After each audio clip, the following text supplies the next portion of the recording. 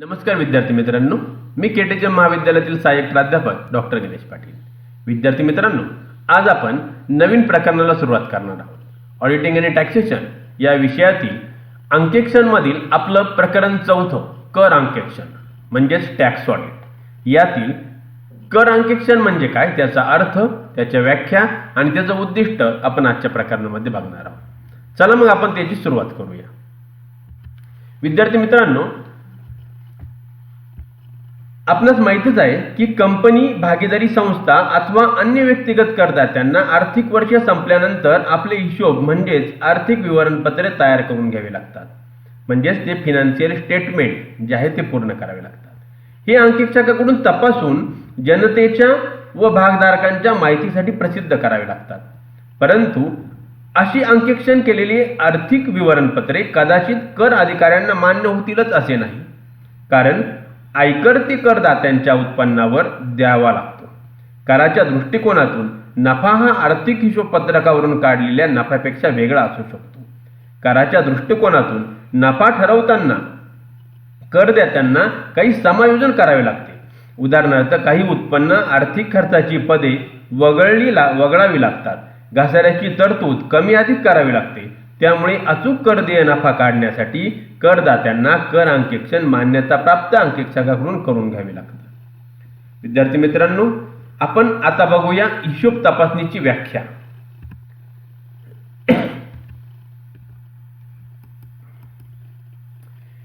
हिशोब तपासणीस म्हणजेच लेखापाल. लेखापाल म्हणजे अशी व्यक्ती की जी मान्यताप्राप्त लेखाकर्म संस्थेच्या लेखाकर्माची म्हणजेच अकाउंटन्सीची परीक्षा उत्तीर्ण झाली आहे व अशा व्यक्तीने आवश्यक तो कामाचा अनुभव प्राप्त केलेला आहे. लेखापालाची जबाबदारी प्रामुख्याने आर्थिक माहिती गोळा करणे, तिची नोंद करणे व तिचे पृथक्करण करून निर्णय घेण्यासाठी निगडीत असते. आयकर कायद्याच्या कलम 288(2) मध्ये कलम 44 AB उद्देशाने लेखापालाची व्याख्या केलेली आहे. त्यांच्या मते कलम 44 AB उद्देशपूर्तीसाठी लेखापाल म्हणजे चार्टर्ड अकाउंटंट होय, की जो चार्टर्ड अकाउंटंट कायदा 1949 नुसार मान्यता प्राप्त आहे आणि जी व्यक्ती कंपनी कायद्याच्या कलम 226(2) नुसार कंपनीचा अंकेक्षण म्हणून नियुक्त होण्यास पात्र आहे अशी व्यक्ती.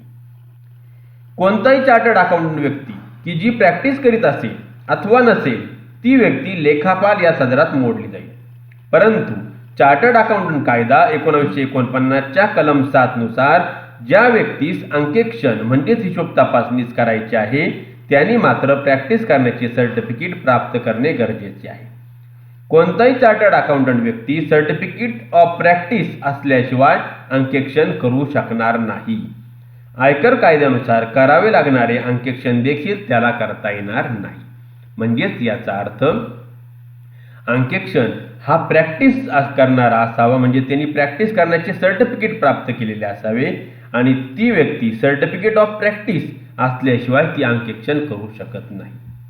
याचाच अर्थ कलम 44 AB मध्ये ज्या काही अंकेक्षणाबद्दलच्या तरतुदी दिलेल्या आहेत त्या तरतुदी अंकेक्षकास किंवा लेखापालास हिशोब तपासणीस 1949 मान्यता प्राप्त कायद्यानुसार कलम 226(2) नुसार कंपनीचा अंकेक्षक म्हणून नियुक्त होण्यास तो पात्र असेल, कारण ती व्यक्ती 44 AB उद्दिष्टपूर्ती करीत असेल तर.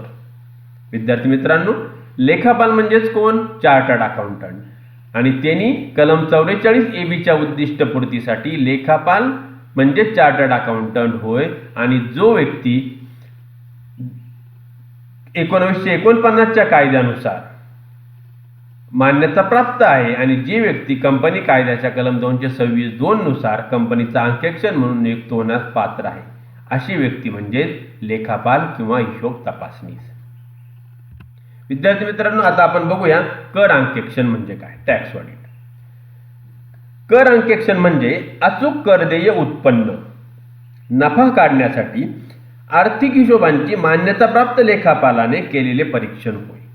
तसेच आयकर कायद्याची पूर्तता करून कायद्याप्रमाणे आवश्यक त्या कपाती म्हणजे डिडक्शन क्लेम करण्यासाठी केलेली अटींची पूर्तता होय. विद्यार्थी मित्रांनो, आपण बघितलं की कर अंकेक्षण म्हणजे अचूक कर देय उत्पन्न काढण्यासाठी आर्थिक हिशोबांची मान्यता प्राप्त लेखापालाने केलेले परीक्षण होय. तसेच आयकर कायद्याची पूर्तता करून कायद्याप्रमाणे आवश्यक त्या कपाती म्हणजेच डिडक्शन क्लेम करण्यासाठी केलेली अटींची पूर्तता होय.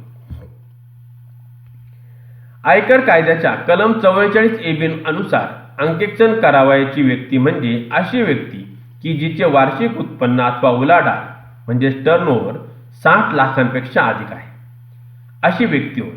अशा व्यक्तीने आपले हिशोब अचूक ठेवून ते मान्यता प्राप्त लेखापालाकडून म्हणजेच चार्टर्ड अकाउंटकडून तपासून घेऊन त्याचे सर्टिफिकेट प्राप्त करणे म्हणजेच कर अंकेक्षण होय.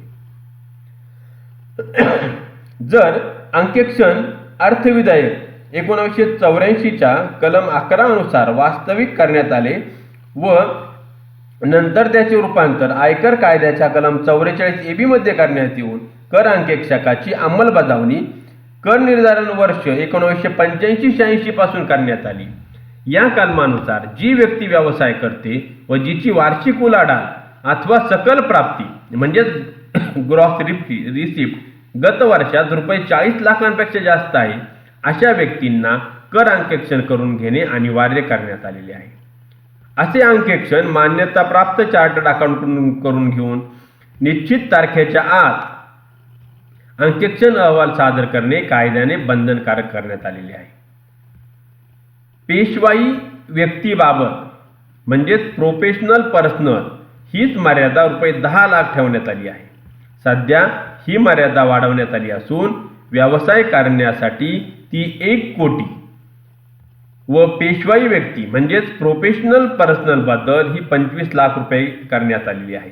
अशा प्रकारे सध्या ज्या कंपनीची भागीदारी संस्थेत अथवा वार्षिक उलाढाल किंवा सकल प्राप्ती ₹1 कोटीपेक्षा अधिक आहे व पेशवाई व्यक्तींच्या बाबतीत ₹25 लाखापेक्षा अधिक आहे अशांना कर अंकेक्षण अनिवार्य करण्यात आलेले आहे. अशा व्यक्तींनी अग्रक्रम करण्याचा कलम 44AB अनुसार आपले हिशोब मान्यता प्राप्त चार्टर्ड अकाउंटकडून तपासून घेणे आवश्यक करण्यात आलेले आहे. म्हणजेच विद्यार्थी मित्रांनो, कंपनी किंवा भागीदारी संस्था आणि ज्याचं उत्पन्न वार्षिक उत्पन्न किंवा उलाढाल 1 कोटी रुपयापेक्षा जास्त आहे त्यांना कर अंकेक्षण सक्तीचे करण्यात आलेले आहे.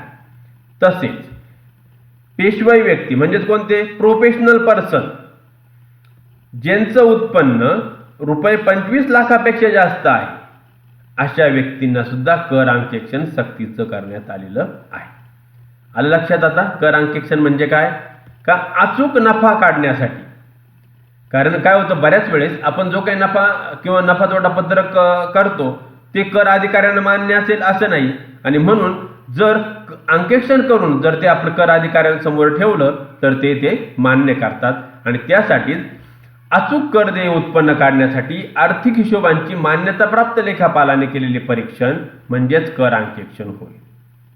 आणि जे काही वजावटी आहे त्या वजावटींचं जे काही कलम आहे 44AB त्यानुसार ही अंकेक्षण करण्याची व्यक्ती म्हणजे अशी व्यक्ती की जिचे वार्षिक उत्पन्न उलाढाल इथे दिले की टर्नओव्हर 60 लाखापेक्षा जास्त, पण ते 60 लाख कोणत्या वर्षात दिलंय 85-86 पासूनच दिलेलं आहे आणि सध्या ते 1 कोटी रुपये आहे. तर विद्यार्थी मित्रांनो, आपण आता बघूया कर अंकेक्षणाचं उद्दिष्ट.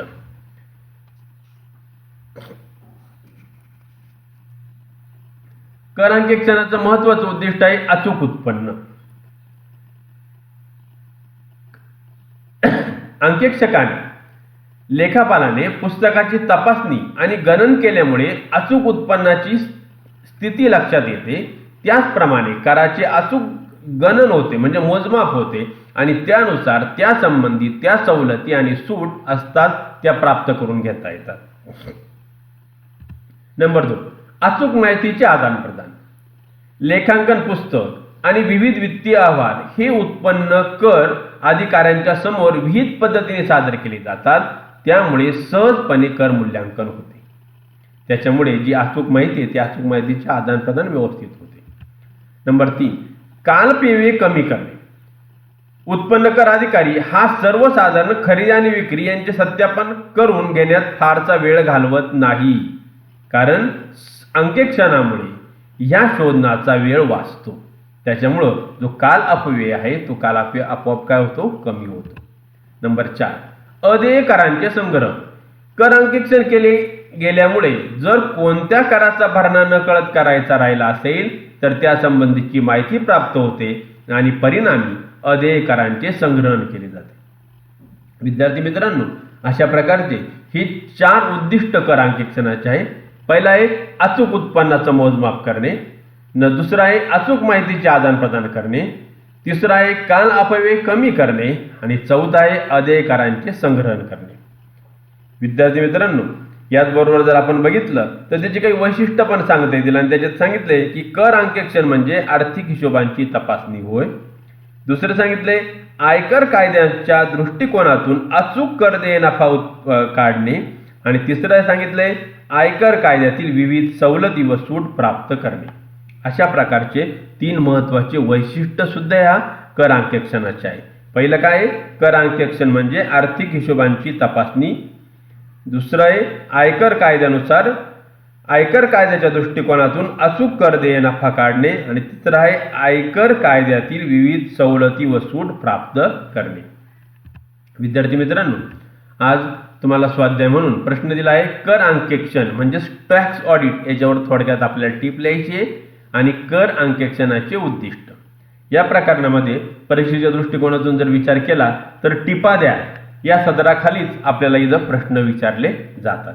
विद्यार्थी मित्रांनो, या व्याख्यानामध्ये या व्हिडिओ लेक्चरमध्ये आपल्याला जर काही शंका असतील, काही समजलं नसेल तर तुम्ही त्या माझ्या ईमेल ॲड्रेसवर मला प्रश्न विचारून तुमच्या शंकांचं समाधान करून घेऊ शकतात. माझा ईमेल ॲड्रेस आहे ganeshpatil@ktgmcollege.ec.in. Thank you very much.